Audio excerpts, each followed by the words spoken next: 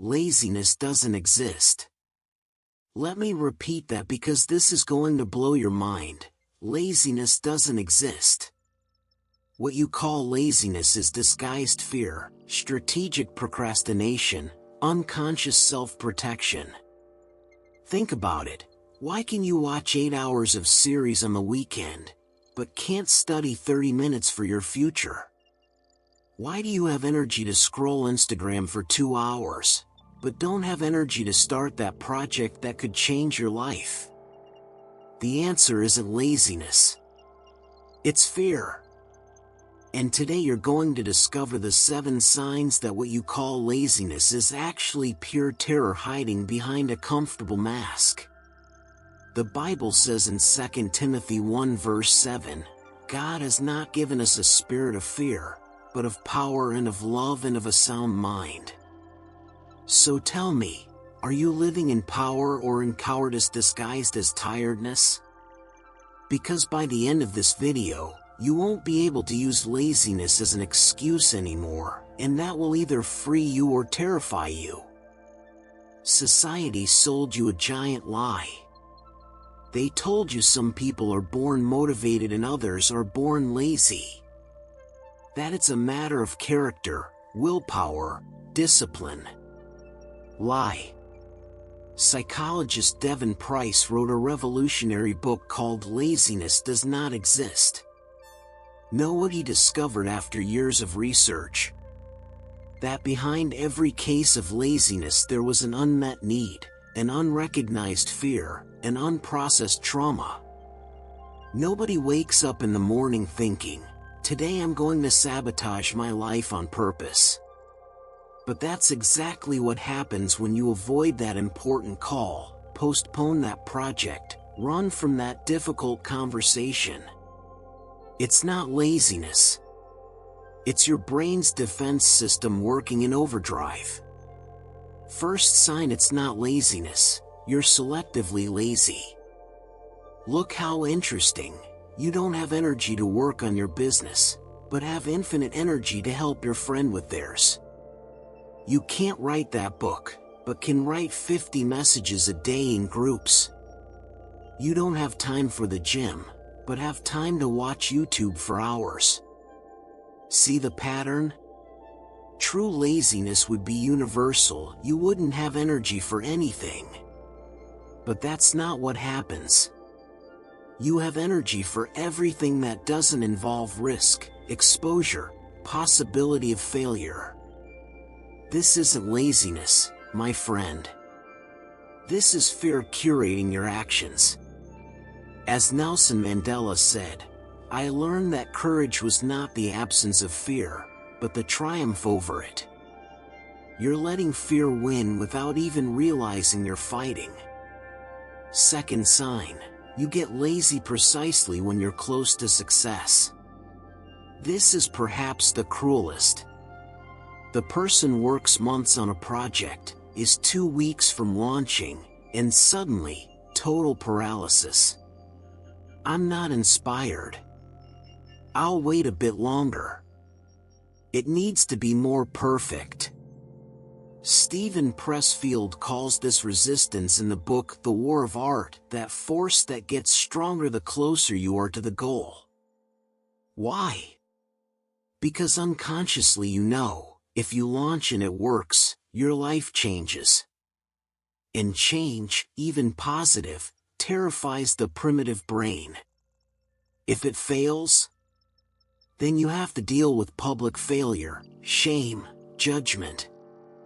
So the brain creates a third way: do nothing. Stay lazy right at the finish line. It's safe.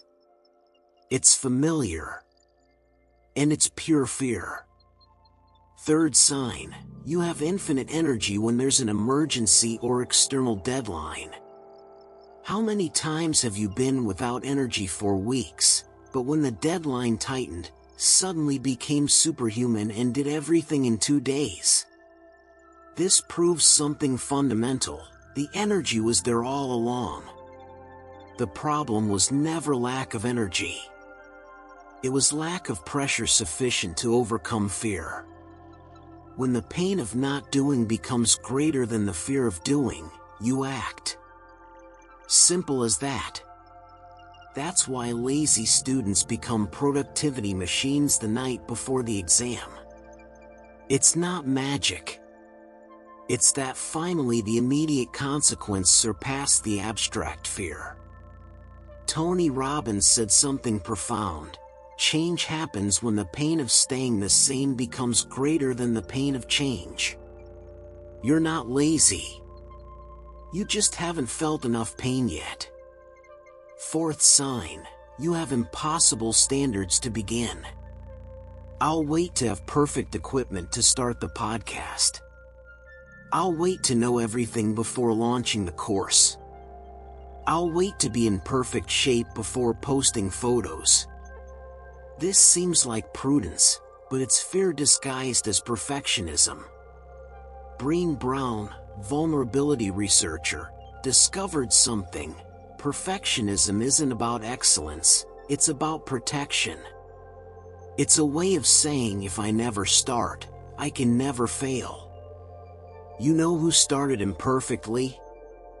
Everyone you admire. The first iPhone had tons of problems. Stephen King's first book was rejected 30 times. Tony Robbins' first speech was disastrous. But they started. Ecclesiastes 11 verse 4 says, "Whoever watches the wind will never sow." How long have you been watching the wind? Fifth sign, you spend more energy avoiding than you would spend doing. This is fascinating and tragic. The person spends 3 hours scrolling Instagram to not spend 30 minutes writing. Spends enormous mental energy creating elaborate excuses to not make a 5-minute call. Neuroscientist Andrew Huberman explains, anticipatory anxiety consumes more energy than real action. You're spending your brain's battery on imaginary failure scenarios instead of spending it on concrete action. It's like leaving the car running in the garage all night and complaining you don't have gas to drive. It's not lack of fuel. It's waste of it. Cal Newport, author of Deep Work, discovered, procrastination is more tiring than actual work. You're not tired from work. You're tired from running from it. Sixth sign, you have a history of quitting at the very end. Start gym and quit on the 3rd week.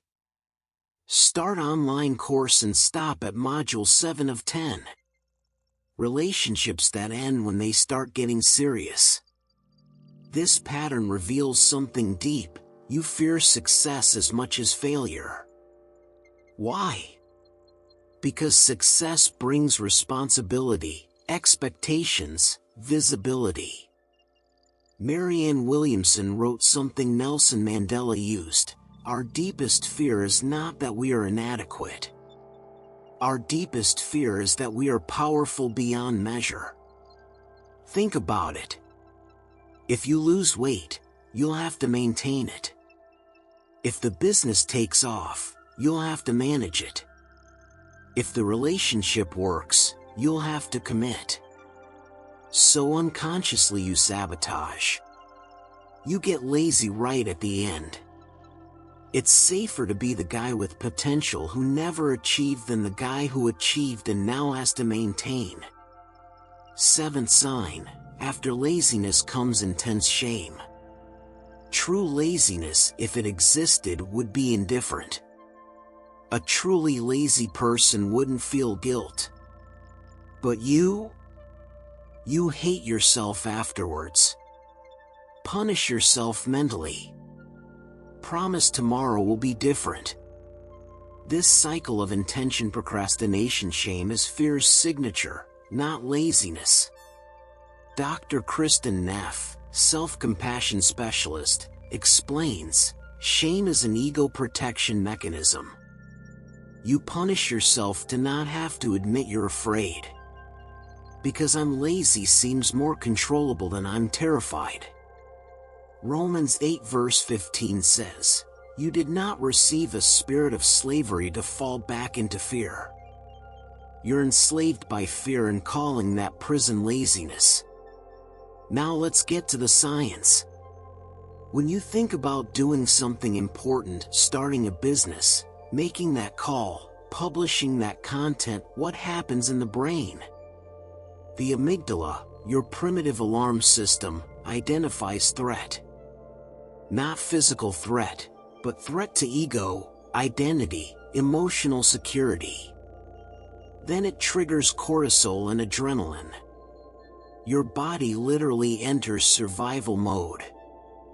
And in survival mode, you have three options: fight, flight, or freeze. Laziness is freezing. It's your nervous system saying, danger. Don't move. Dr. Gabor Mate, trauma specialist, discovered chronic procrastination almost always has roots in experiences where you were judged, rejected, or ridiculed. The brain learned exposure equals pain. So it protects you by paralyzing you. It's not character failure. It's survival response. Now comes the game-changing part. Get paper and pen, seriously, go get them. Write down that thing you're too lazy to do. Could be project, call, conversation, anything. Now answer these questions with brutal honesty. If I do this and it goes wrong, what am I afraid will happen? Write everything. Don't censor. If I do this and it goes right, what am I afraid will happen? This is the question nobody asks. But it's powerful. Many people fear success. If I wasn't lazy, who would I be? This reveals if your identity is tied to procrastination. When you name the fear, it loses 80% of its power. Viktor Frankl, Holocaust survivor, said, "Between stimulus and response there is a space. In that space is our freedom." This inventory creates that space. You see, it's not laziness. It's fear of judgment/failure/success/change. Here's the practical solution. Tim Ferriss has an exercise called fear setting. But I'll give you the action version, the 2 minutes of courage technique. Works like this: you don't need courage for hours. You need 2 minutes. 2 minutes to open the laptop. 2 minutes to dial the number. 2 minutes to write the first sentence. What happens? Fear is strongest before action. Once you start, momentum works in your favor. It's Newton's first law applied to psychology. Body at rest tends to stay at rest, fear wins. Body in motion tends to stay in motion, courage grows. Marie Forleo says, action cures fear. Don't wait for courage to appear to act. Act and courage appears. Proverbs 28 verse 1 says, "The righteous are as bold as a lion." Boldness is an absence of fear. It's action despite fear.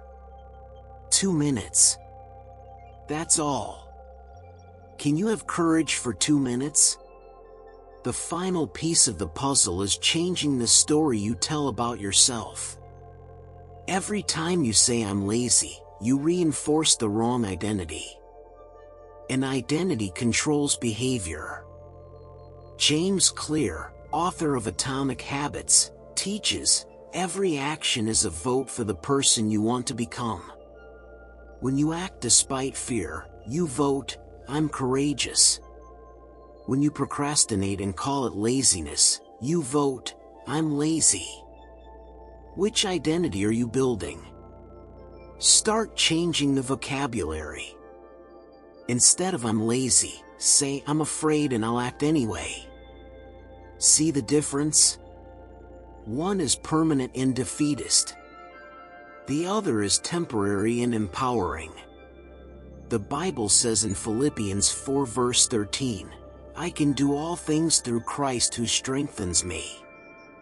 Not some things I can when I'm not lazy. All things. The limit was never laziness. It was the lie you believed about yourself. So here's the final truth you need to tattoo on your soul. You're not lazy. Never were. You're someone with fear acting like a normal human. The problem is nobody told you that fear is normal, is expected, is part of the process. They sold you the lie that successful people don't have fear. Lie. They do. The difference? They act despite fear. They recognize, "I'm afraid," and do it anyway. Sarah Blakely, billionaire founder of Spanx, said her father asked every day at dinner, "What did you fail at today?" He celebrated failures because it meant she tried. You need this mindset. Fear isn't a signal to stop. It's a signal you're growing.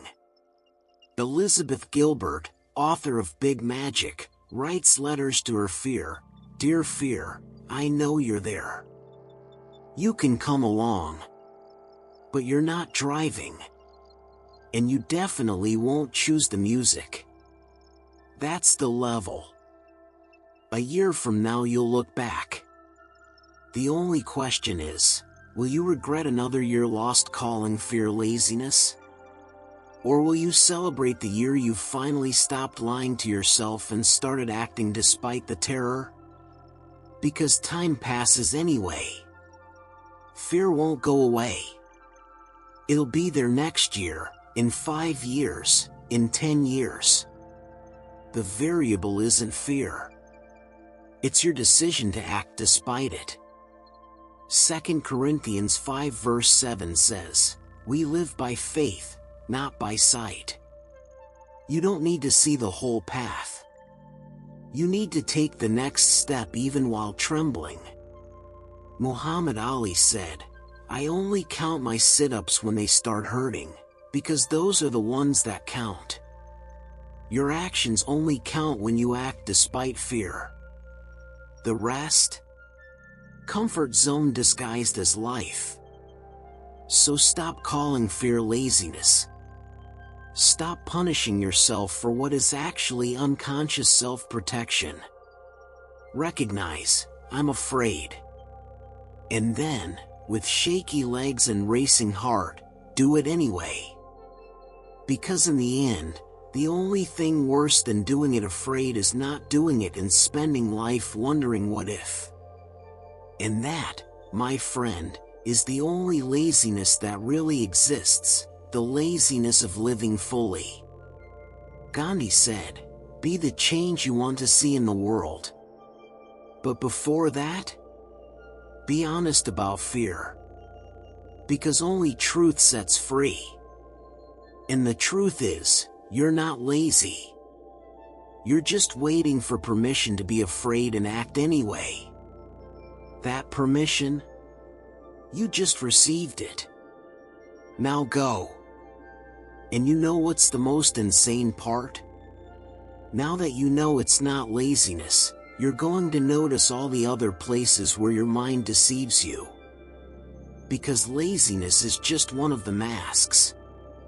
There are others. And they're even more dangerous.